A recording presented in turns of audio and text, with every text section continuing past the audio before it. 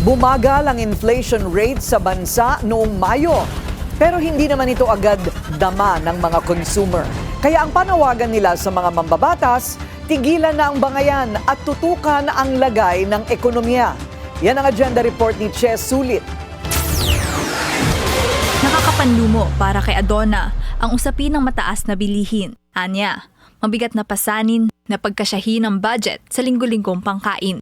Yung mga grocery items and bayan patong pagkain, bigas, at least 10,000 a week. Yan ang kailangan natin sa isang family of 5.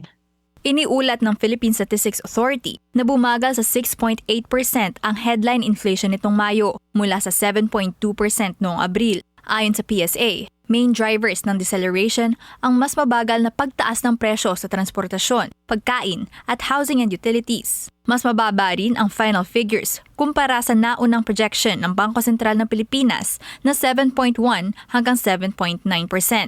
Pero kahit na bumagal ang headline inflation rate, nagbabala naman ang mga eksperto sa pagsipa ng core inflation sa 4.1%, mas mataas kumpara sa 3.9% nitong Abril.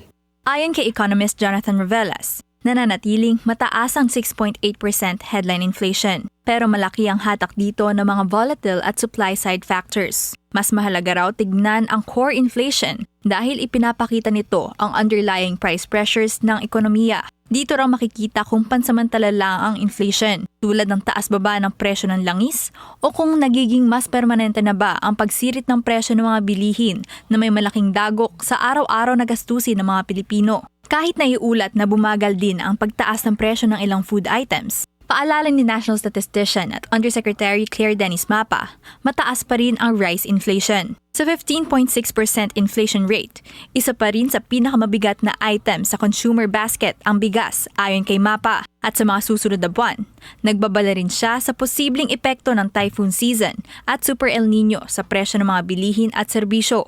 Ang risk moving forward would really be the impact of external factors sa fuel and energy, commodities, and yung ating presyo ng pagkain.